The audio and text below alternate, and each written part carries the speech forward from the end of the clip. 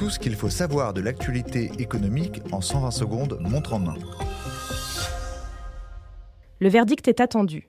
Les agences de notation Moody's et Fitch doivent se prononcer ce vendredi soir sur la dette souveraine de la France.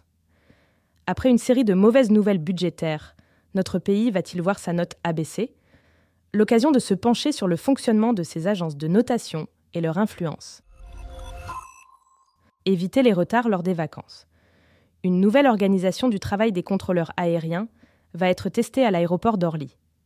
Les aiguilleurs du ciel effectueront un tour de service plus dense, en période de pointe, soit de juillet à septembre, avec 7 périodes de travail sur 12 jours.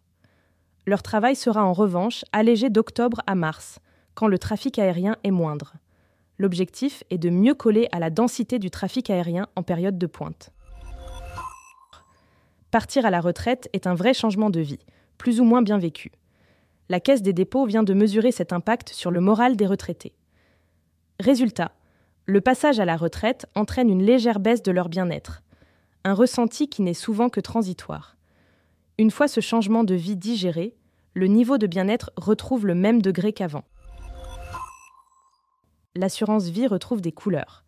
Après un plus bas historique en 2021, les performances du placement préféré des Français sont reparties à la hausse.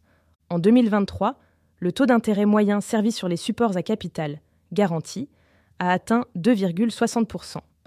Cette moyenne cache d'importantes disparités entre les différents produits.